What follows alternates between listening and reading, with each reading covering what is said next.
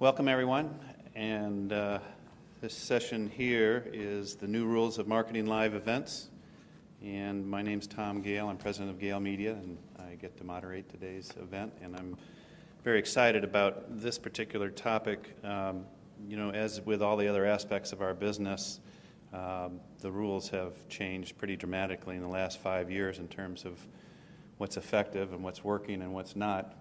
And I'm delighted to have Bill Haight, president of Magna Publications out of Madison, Wisconsin, to share some of his insights about through the years and what particularly now how he's evolved his company to really be successful in what's working for him right now. And with that, let's welcome Bill.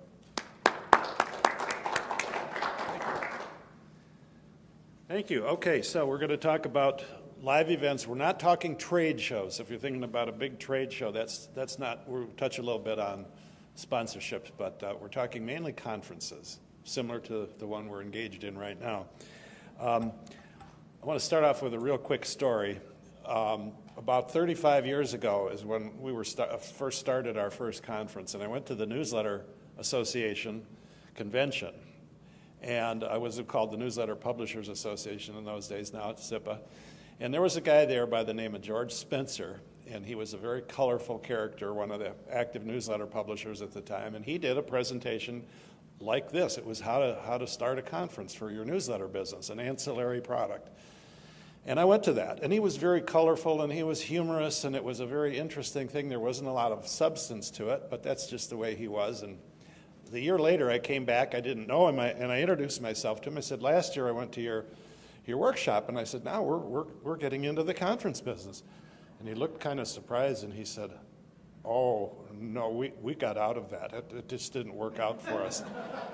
So I think that's a very good lesson for any of us to, if you're sometimes at these workshops, you're exposed to somebody's new great idea that they're real excited and proud about, but it has not yet proven successful. So keep that in the back of your mind. I'm going to try to present things that have been successful, not just goofy things that I first thought up. Please, as we go, ask questions. If you have anything to add, please do so. Let's not wait till the end. We'll keep it interactive right on through.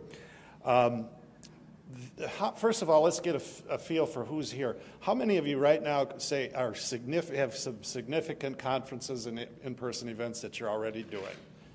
Okay, and how many of you are kind of just getting into it or just thinking about getting into it?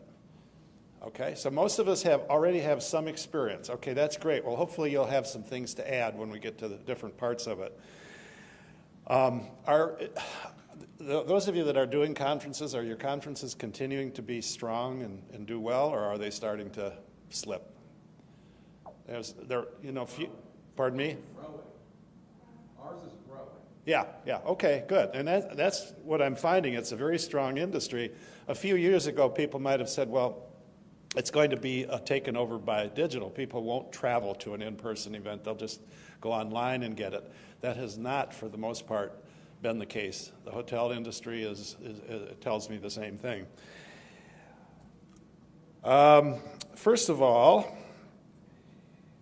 our presentation is going to be framed on the marketing these are the learning objectives which you have in your program. To decide if they're a good fit and to learn some of the new practices.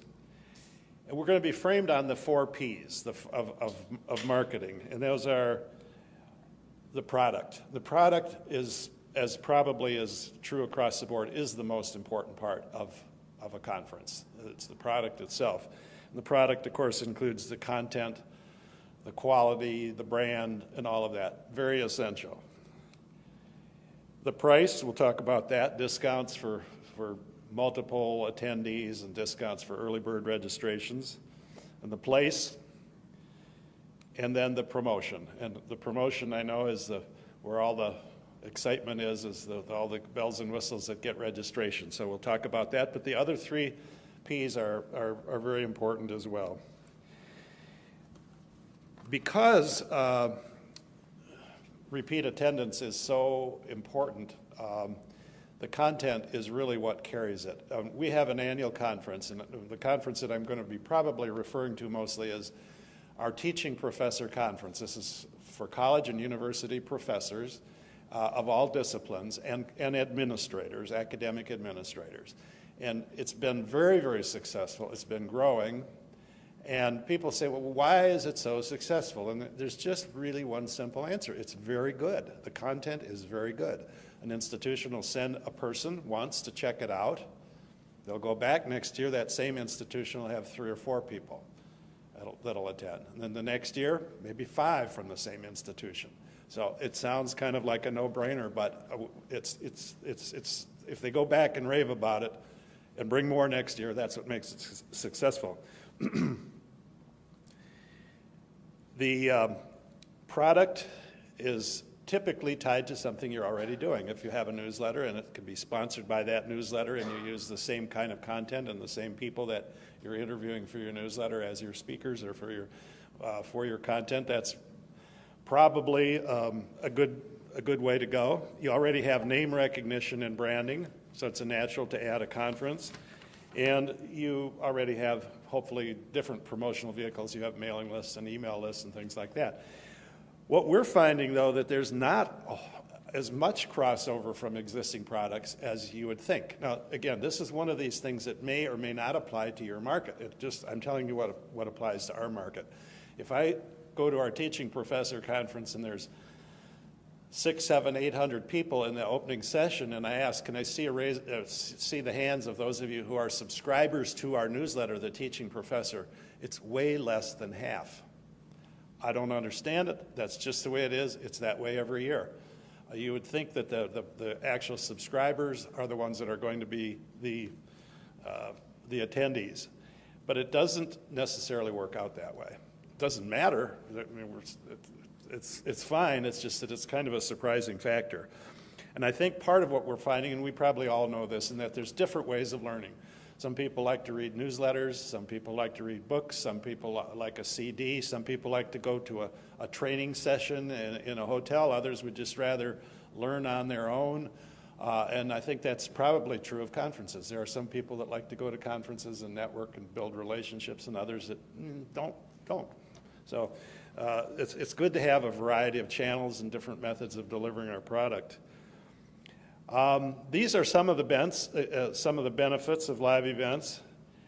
It's obviously a rich personal interaction, and that actually goes for your staff as well. Sometimes those of us that are in the newsletter or other information, we don't necessarily see our actual customers that often until you see them and meet them in face-to-face at a conference. So it's a wonderful opportunity for networking from our staff to our customers. Of course, there's the fresh perspective that comes when you travel to a new location, and I think that's, again, why they're popular.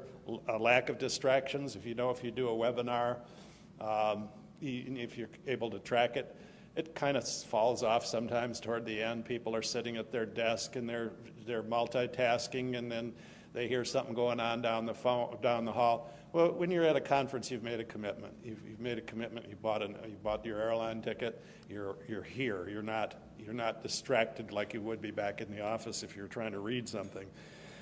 Now, there's some very serious drawbacks. And please, any of you that are in this business, speak up if you have an experience to share. There are some drawbacks to conferences. One of them is the risk of hotel attrition. If you're guaranteeing a hotel so many room nights, and you fall short, it can be devastating. In fact, there's a SIPA member here, not in this room necessarily, that told me he's got out of conferences just because he had a bad experience with a hotel guarantee, ended up getting stuck with paying a big bill that when his attendance fell short. There's always a risk of unknown factors. Weather, strike.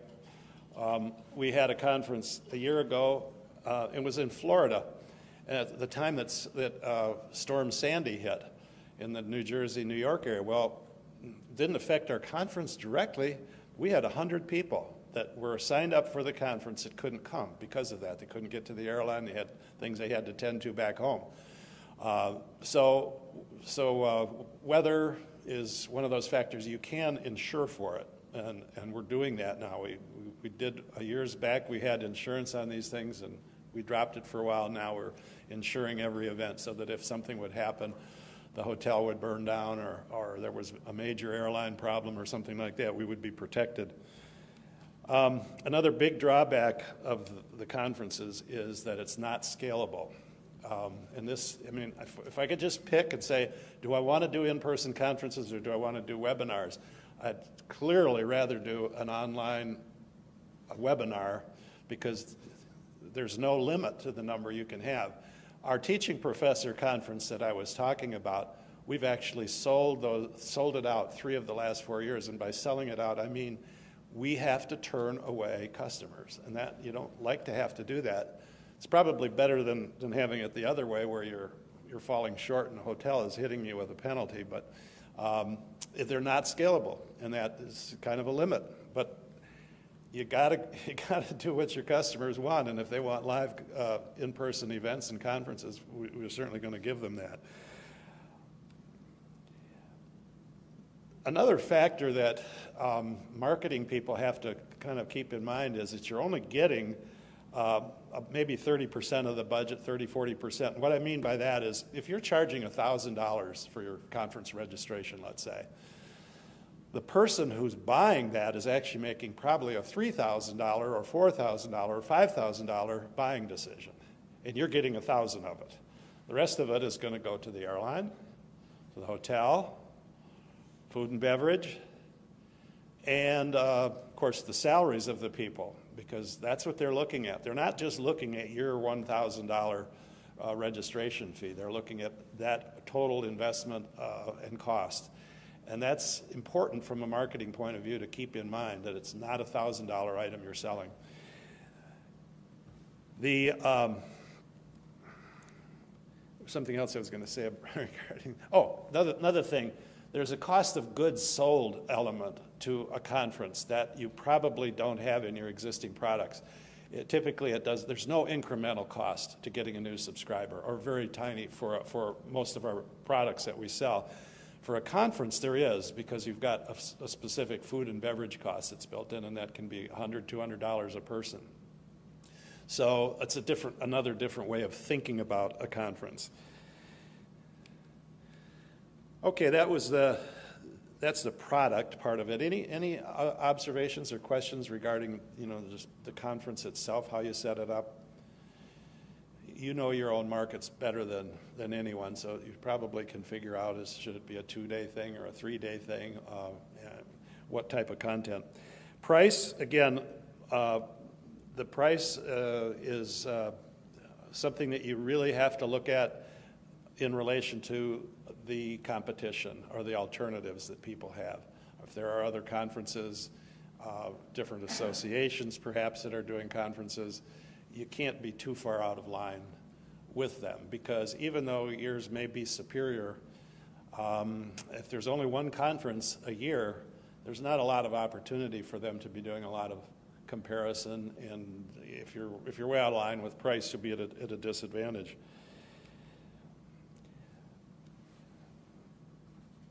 Did I have the early bird tiers up there? Yeah, this is just an example of we give discounts, and our conference prices are pretty low actually, but we do give discounts for early birds and also for groups. As far as the place goes, one of the 4 Ps, we struggle with how important are the various elements of your conference to market it. Is it the city? Some cases it may be. Obviously, newsletter or publishing marketing people like Las Vegas and Miami. Apparently, that's been figured out. And so that's why this conference is held in those locations. In other cases, there may be other factors. The distance that your attendees have to travel is not necessarily an important factor. It might be, but it's not necessarily. We have the teaching professor conferences that we do, obviously there are a lot of colleges and universities in the Boston area, and we do the conference there fairly often. But we do not get attendees from the Boston colleges. You'd think you would. But they don't have to travel. They don't have all that extra expense. Wouldn't you think they'd take advantage of it when it's right in their city? Not necessarily. I think it's the old adage about, if something's too close to home and too common, you don't look at it as being something special. That may be it. And then the other thing is, if they do sign up, they don't come. They don't show up because they think, well, I'm going to head over to the conference. I'm going to swing by the office first in the morning and check something, and something comes up, and then they don't show up. So it isn't, and we have people that come from Hawaii and even Guam to conferences that we have on the East Coast, and we have people that come from Puerto Rico to California. It doesn't necessarily follow that geographic proximity is going to bring the people to the conference. Air service is very important if it's that kind of a conference. If they can't get there with a reasonable airfare, you're going to have it's going to be a hindrance. I did some studying a few years ago because we really struggle with what are the various elements that that make a person decide whether to come. And one of them that scientific researchers have done in the travel industry, safety. Safety is extremely important. Now you may think, well, that's a no-brainer. But safety, if there's any perception that where they're going, whether it be the hotel or the city, is not safe, that will be a killer, because the person making the decision is not necessarily the person that's going. They never want to be in a position of being accused of being not aware of the safety factor. Chicago is the shooting gun murder capital of the USA. Well, I think probably none of us in this room would be afraid to go to Chicago, but because we realize that is not really a factor. But there might be some people that came from a different background that haven't traveled much. They would say, Chicago? Oh no, I don't want to go there. I heard that there's a lot of killing and stuff going on there. The hotel and room rates are always very important. Again, you know your audience. Do they want a Ritz-Carlton, or will they go for a Holiday Inn out by the airport? And then the time of the year. I mean, I love Chicago, but I don't think I'd put my November conference in Chicago just because of the uncertainty of the weather. Okay, now we'll talk a little bit about promotion. Direct mail is still something that we use more in the events than we do. We don't use any direct mail for our webinars, but we do for the conferences. I think there's probably a tendency to over-promote the conferences. We do have a lot of repeat attendance, and we could probably get by just making an announcement and then cutting way back on our promotional dollars. But because there's really only one conference a year, you just don't want to take that chance. We actually do 4 conferences a year, but what I'm saying is you don't want to play around with one of them and mess one of them up, because you kind of have all your eggs in one basket.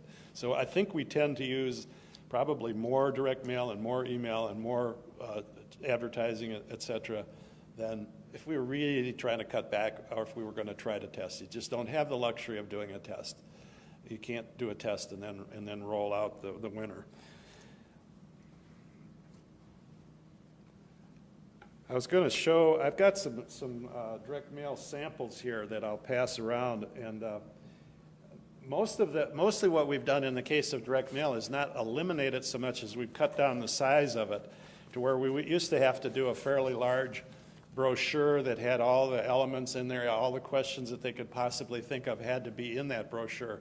Well, now, of course, with driving people to the web, you can put an almost unlimited amount of material there for them to answer any question that might come up. So we'll use a self-mailer like this to attract their attention, and then send them to the web for all the more the details. And of course, it allows the flexibility of you can start promoting before you have your program totally locked up.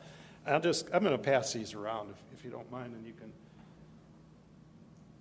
help yourself to them, just to give you an idea of some promotional devices. Now, I know in this the newsletter people, and again, I'm an old newsletter people, tend to like neat new direct mail pieces. And so I brought this along. This is actually a direct mail piece. It was mailed. This is the address label on the back. Has anybody seen this format? It looks like an interoffice, interdepartmental delivery. And the person's name is actually written here in simulated handwriting. And then that's the same name that's on the address label, and it's an actual direct mail piece. I'll pass this around. This particular one actually isn't for the conference, but we're using it for the conference. This is for one of our newsletters. Now, I will tell you this. Yes, it was cost effective. I did check. I didn't want to come up here and say, look at this cool thing, and then find out when I get back to the office that it was a total flop. And the figures that I got, it's a little costly. It's about $1,500 per thousand. So it's more expensive than your typical little self-mailer. But this mailing, we mailed 1,800 of them and brought in we spent a couple $1,000s and it brought in $15,000 worth of orders. So they were very pleased with it, and I'm assuming we'll use it. I'll pass this around too.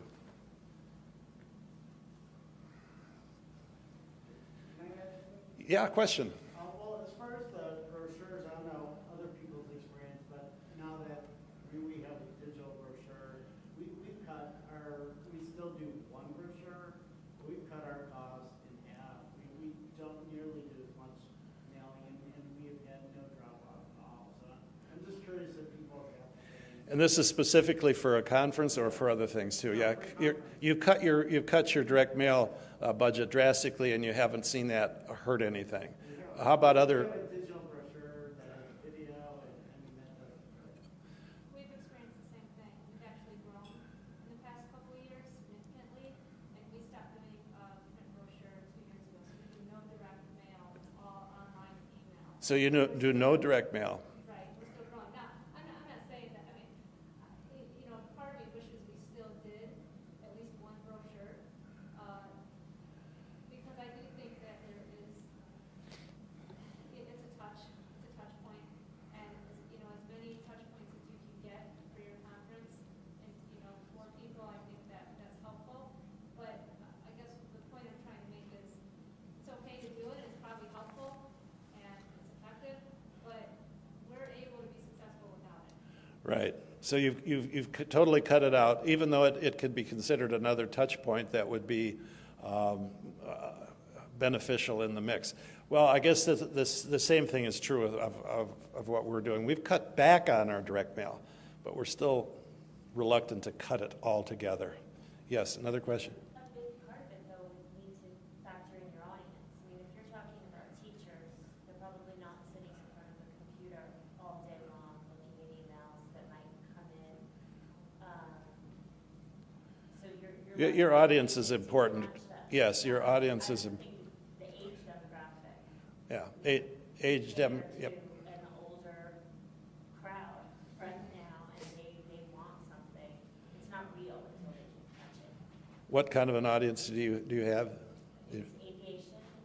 Okay. So it tends to be 50-plus-year-old men. Okay. For the most part. So age and demographics has a bearing on whether direct mail is still going to be. Well, I guess the one thing I'll circle back and repeat is, and that is that we don't do any direct mail for our online webinars, but we're still, the in-person conferences is still where we're doing more direct mail than any of the other products.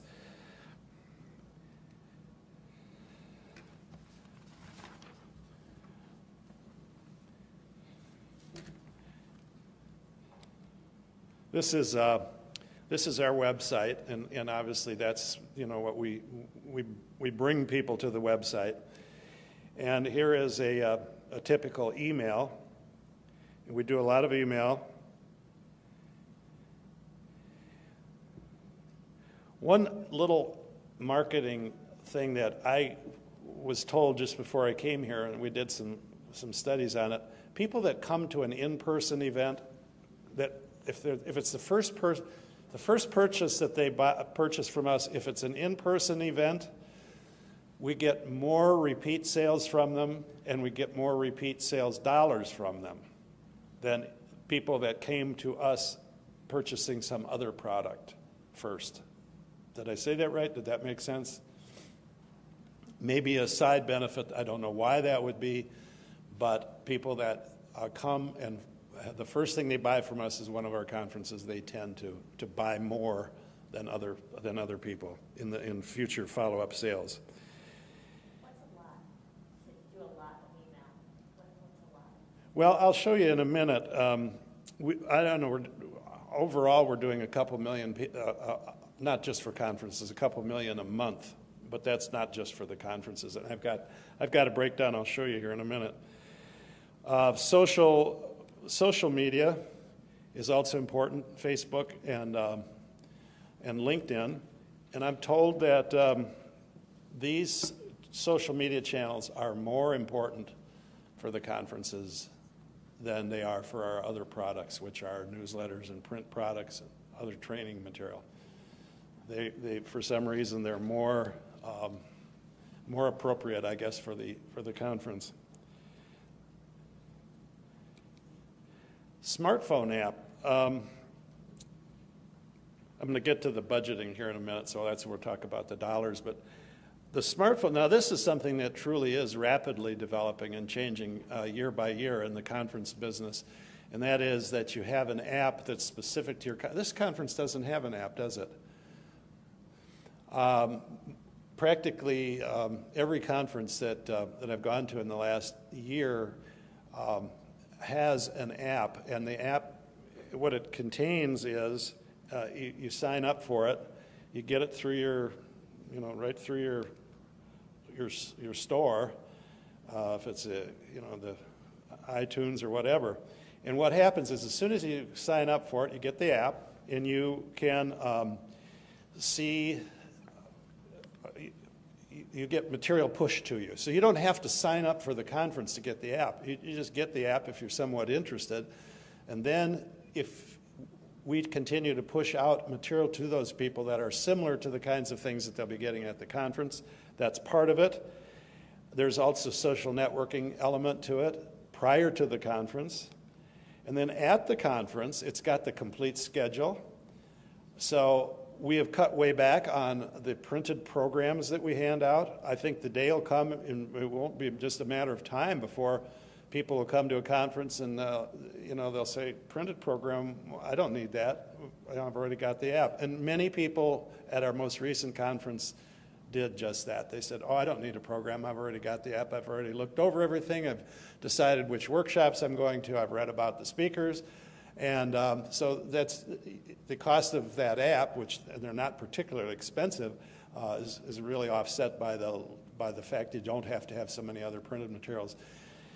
You can keep up to date with the hotel meeting room. Yes? How much is that? The app that we use, and I'm going to have there's a handout sheet that I'm going to give you a link to at the end, and it's got a couple of different companies that do apps. The one that we use is just a few $100s. And then there's another one that's several $1,000s. It's the more full-blown version. We had the last conference that we did was called the Teaching Professor Technology Conference.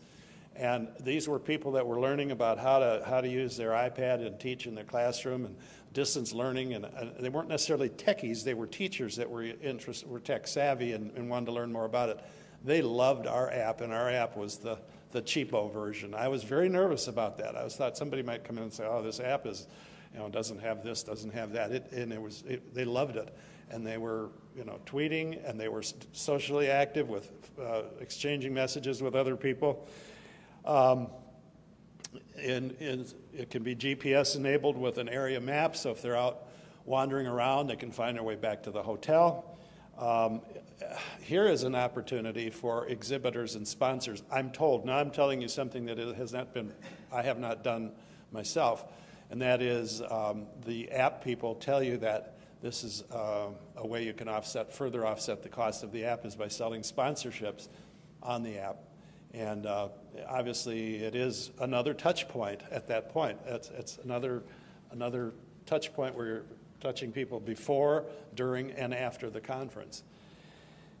The apps, typically you do them one per conference. For some reason, you can't really reuse the app. You'd think, well, once you had an app, you just update it, put the new conference on there, and there are reasons why that isn't the best way to do it. Oh, and instant evaluations and feedback as well. So you can actually have the app, as somebody walks out of the workshop, they can do the evaluation of the workshop and the speaker and so on right on the spot, as opposed to having to fill out either a paper, a questionnaire, or having to do it through SurveyMonkey at the end. What were you going to ask? Did you say that, did I hear you right in saying that you can't reuse it, you have to repurchase every time? That you have That's what the app companies tell me, and I'm not sure why that is.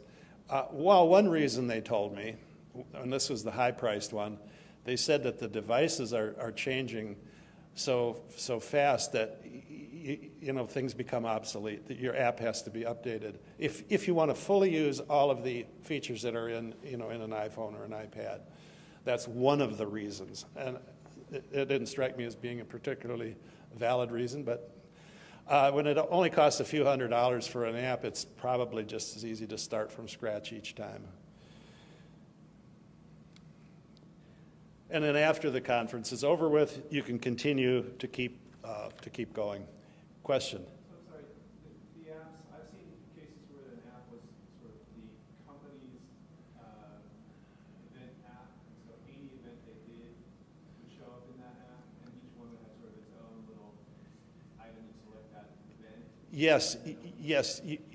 There is. You can have an app that is that will the core of it will be for the company, and then each new event that you add can be a part of that. Yes, I've seen that. And that. But you've used apps where the app was for a specific event, in fact, a specific year of a specific event. Right, and we create a new app for each specific event, but there are models where there's kind of a catalog of events, and you can go back, but. There's a lot of them out there, and I'm going to give you some suppliers of vendors that do the apps. One other thing, going back to the website and talking about direct mail and so on our website, among other things, we've started to put in there a sample request for funding. Now, what that means, let's just say your audience was salespeople. And let's just say the sales manager makes a decision and he's going to send 3 or 4 salespeople to a sales training conference. Well, we'll do some sample language that says, dear sales manager, I'm requesting to go to this neat conference that's going to be held in Las Vegas, and here's why, here's what I'm going to get out of it. I haven't been to a conference in 3 years, and when I come back from the conference, I'll give a presentation in the next sales meeting about what I learned, and would you please approve me to go to it? So some sample language. And then we have another version for the sales manager, where the sales manager says, dear Vice President, I'm requesting funding to send 6 salespeople to this sales training conference, and here's why. They haven't been to a conference in a few years. Here's some really good content that's going to be included, and I'm requesting your permission to budget for that. So that's just one other little thing. You could never do that in a brochure, but in the web, you can anything that seems appropriate, everything. And back in the old days of direct mail, people always used to say, well, how long should a sales letter be? Should it be short or should it be long? And the answer always was, it should be long enough to tell everything that needs to be told. Well, now that, with the web, you can tell them as much as they can dig as deep as they need to for information. The apps, though, are definitely a hot trend. Definitely a hot trend, and they're changing every year. Yes, question? What percentage of your audience would you say was engaged on the app? I would have to say the percentage of our audience at our last conference, it was a few months ago, that was engaged on the app was 80%. The one before that, the Teaching Professor Technology Conference, and that was college student leaders was this one. The one before that, the Teaching Professor Conference, I'd say, 90%. And we know how many downloaded it ahead of time, and it's like we had 700 people, 800 people, and 600 had downloaded it before the conference. So yes. Question? So did you do Apple and Android? Yes, all of them are all of the apps that are out there are available in the various variations. So that if you have an Android device, you can get that version in an iPhone device. Any other questions about smartphone apps? By the way, if you were interested, you could download ours. You can see it there. It's the Teaching Professor Technology Conference. Question? Did this replace your binder programs that you hand out to attendees? Absolutely, absolutely. And then it also is a link. It replaces the binder and the program, and it also is a link afterwards where you can communicate. And I understand, for example, these workshops here are going to be available to on the SIPA website, and you can do the same thing with the app. As you can push out links to follow-up material and handouts from the presenters, etc. Sales department. There's a lot of discussion about sales department in some of the other workshops. How many of you have a dedicated sales department? How many of you do not have a dedicated sales department? Okay. We don't have a dedicated sales department right now, but we do have a relationship project where we're using the conference people to make phone calls to past attendees. And it's in the case of retention of existing attendees, we just find it's worthwhile to build relationships. This is certainly one point where you can't put a price on it. You can't say, oh, I made four calls and made a sale. You're calling people to let them know that the conference is coming up and that they've been to the conference before. We hope that is there anything we can do to help make the conference work for you this year? A side benefit of that, and a very important side benefit, is you discover people that have left. Again, there could be a decision maker that brings a group of 8 or 10 people to the conference, and if that decision maker has changed jobs or moved on, that whole large contingent could fall by the wayside. So that's another reason to call, and nothing wrong with just keeping up a relationship, saying, "Hey, we really appreciate you. We're glad you were at the conference, and we hope we'll see you again." And then you get feedback too. I made one of these calls a few months ago, and we had our conference in New Orleans. This is a college student leadership conference. This is our other conference. And I called this advisor from a student organization, and I said, hope we're going to see you. I see you haven't registered yet or something like that. And he said, we've all decided, all the community colleges in our state, we kind of got together and decided to skip it this year because we're too afraid that our students won't, they get down in New Orleans and they'll be down on Bourbon Street. And we're going to wait till you go to Disney. We like it there better. Well, that's feedback. You hate to take one anecdotal item like that and say, well, we'll never go back to New Orleans again, but you do get feedback by making phone calls and using your sales department for that. And then prospecting, it's a matter of qualifying leads, and there's nothing new here. This is exactly what you'd be doing with any other kind of prospecting, but it's a longer-term sale. It's not a short-term thing where you can, because of the factor that I said before. You're not just selling your registration, you're selling the time, you're selling, the person wants to make sure that it's a safe and quality event. They don't want to be embarrassed by sending their sales force off to a sales training thing that turns out to be a farce. So it's not a quick sale type thing, but it's probably worthwhile if you have a dedicated sales staff. You'll certainly want to use it in that way.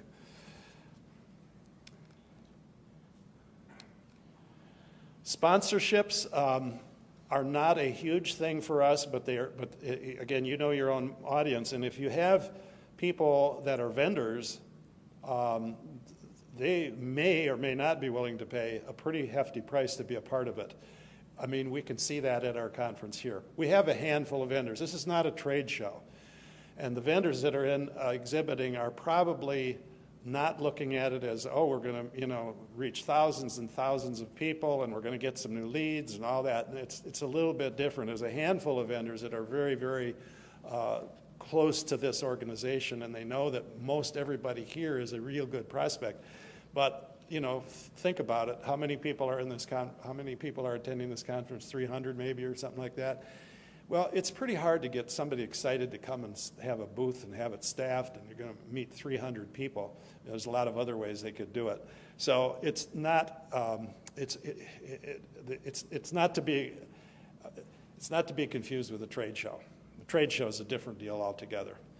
But there still can be some added revenue by putting literature in packets, putting program ads. You can get people to sponsor different events like coffee breaks. And of course, as I said, the ads on the mobile apps. The exhibits that we use are similar to the ones that are here. There'll be a handful. There'll be 2 or 3 or 4. But we look at them, we don't look at them as a profit center. We look at them as an enhancement of the content.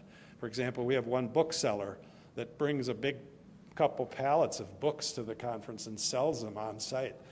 Well, we don't, we charge them a fee, of course, but it's minor.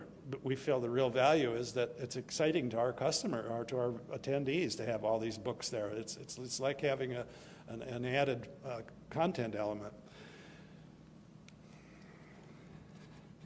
Budgeting.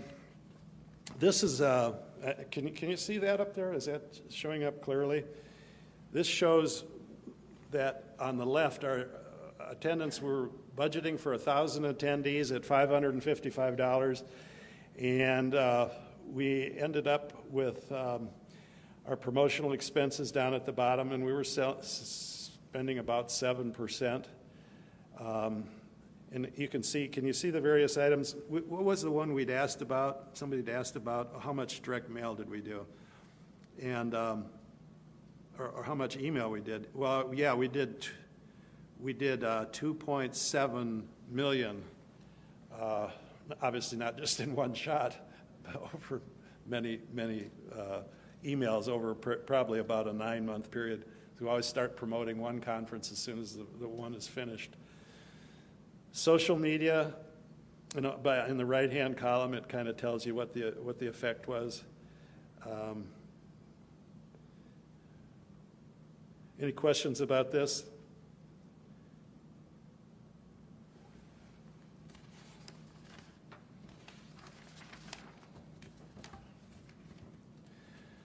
We did some advertising in other publications, just again, like probably the wide range of things that we all do, buying ads, using renting mailing lists, piggybacking on somebody else's e-zine or email. So, questions?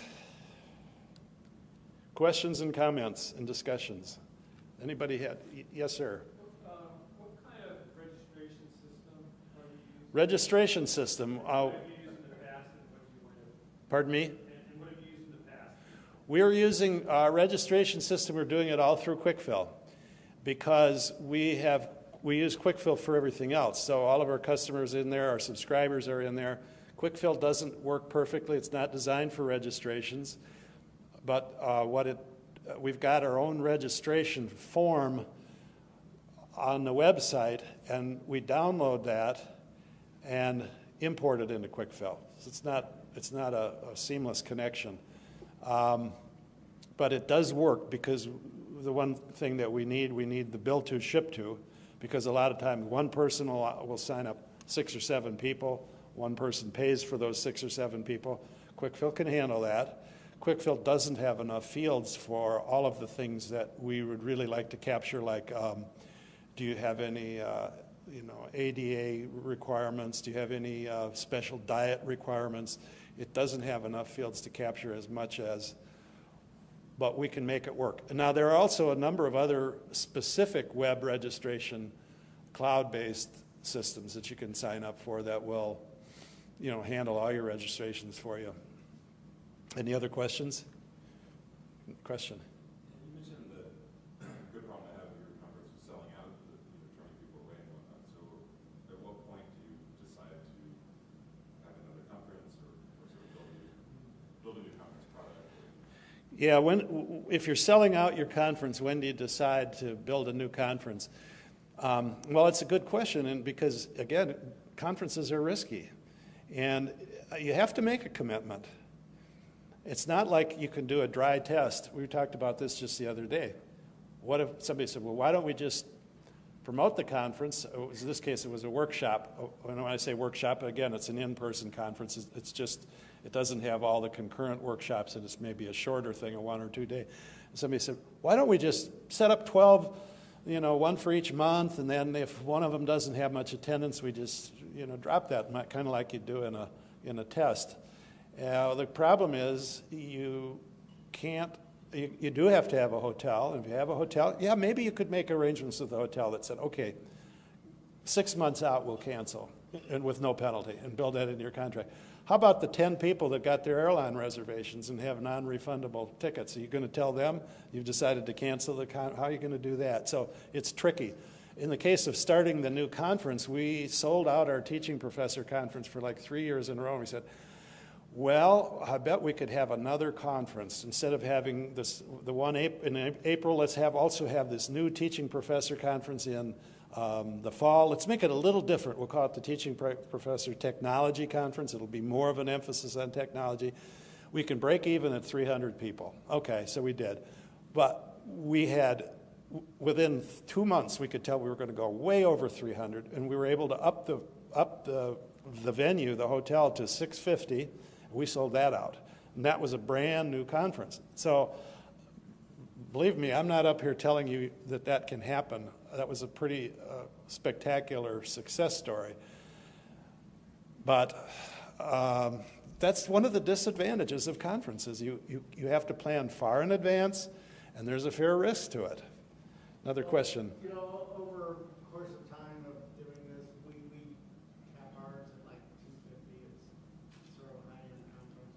But what we learned, though, is to just do more and more add-ons.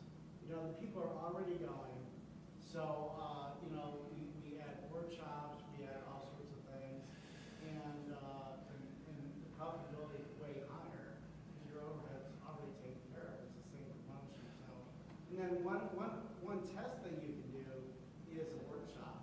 If you have a workshop and it's doing phenomenal, well, maybe that's a good idea for a conference on its own. Okay, good. I'm repeating the questions because I know they're recording this. So you cap yours at 350, but if you reach that cap, you can start adding. Yes, you can add pre-conferences, optional, and we do that. We have, like the day before the conference, there's maybe 4 optional programs, and people that want to go to those, like you say, the cost is already there. The presenters are probably already going to be coming to the conference, and you can add on to it and pick up a little extra revenue that way. And there's no real risk, because if you have 2 or 3 pre-conference optional workshops and one of them doesn't draw very well, there's nothing really lost there. Any other comments or questions? Do you notice any changes in booking patterns? I mean, you mentioned that you would maybe, and I know you're just throwing numbers, but cancel it 6 months out. We find that like 50% of our audience is coming in 1 month out. Okay, we have that I should have had that as a graph. You're talking about the pattern of registration. Of people making the decision. Yeah, that'll vary, and by market. We have a graph, because we've been doing this a long time, that shows, and we started at, I think it's 13 weeks out. That's the first point on the graph, and at that point we'll have a certain percentage, and then it graphs, and there's a line for each, and we can see that line, and it pretty much tracks, and we can pretty much tell if we're on target or not. But your case, where you say they book 1 month out? Yeah, we're finding, now we're in the Aviation. A lot of people don't care about their airfare because it's sort of a non-issue. But yeah, they're booking 1 month out. Yeah, well, that's very difficult to plan for a conference when you've got a month to go and you've got hardly anybody signed up. When do you panic and pull the plug or do more promotion or, Start to know that they're gonna come, but like you're, yeah. your nails. Well, that's a good illustration of how different groups behave differently, and that would be very nerve-wracking. So that's not your scenario, obviously. I think another thing we've found is that the decision typically is, if they're making the decision, the order of things that they do are, number one, they check airfares and get their airline reservations.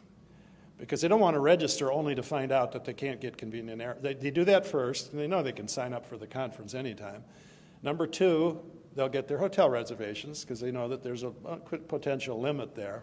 And then the third thing is they'll sign up. So sometimes we can find out from the hotel because the hotel knows how many people from our group have already booked rooms. And if the hotel is way ahead of the number that's registered, good. That's a good sign that there's a lot of people out there that are kind of in the works that haven't signed up yet with us, and that the conference is going to be okay. Other questions? Another question. Mobile app, even non-attendees can download and register and make work with attendees. They download what? The mobile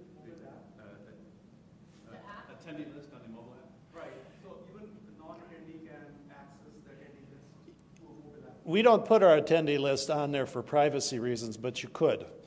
But it's true. The app is available to anyone. So you have to decide, do you want to make whatever you want to make available on that app? Really, if you're giving something away that the other people are being asked to pay for, you do have to make that decision, because you may not want to put that on there. Oh, by the way, I told you that there was another.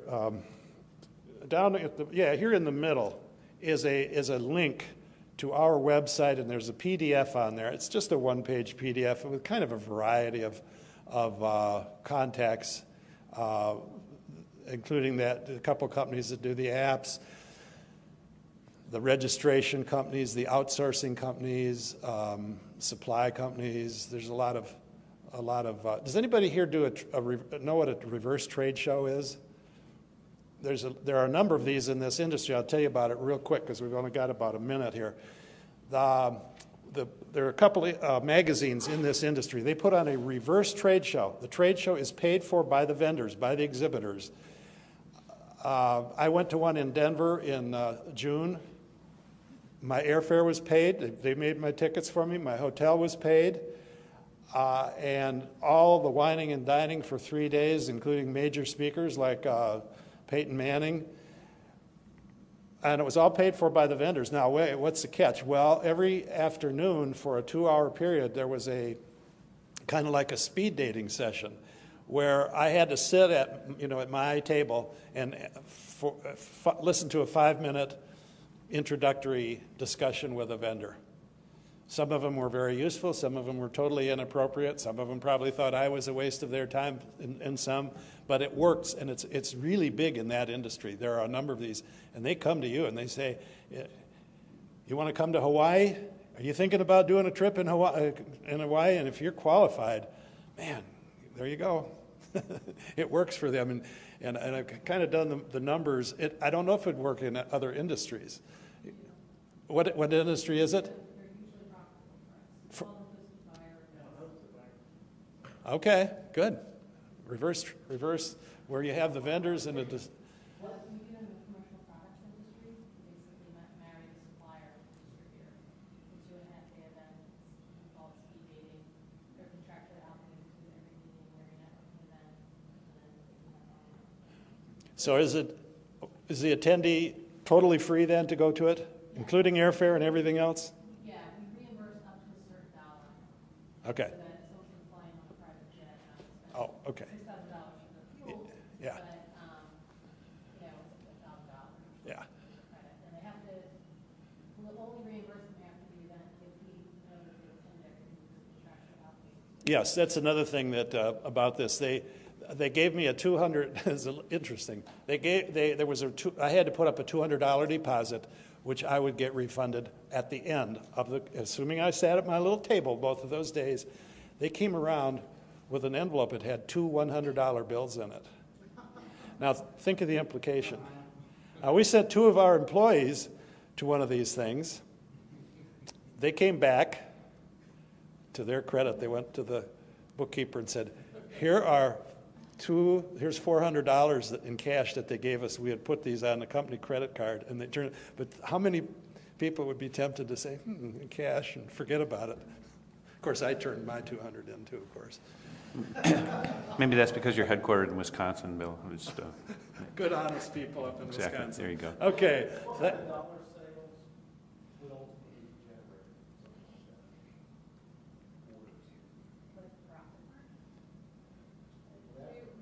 You say you're selling promotional products and events. We generate over $150,000 in profit for a single event. It is usually, it's replacing our print revenue.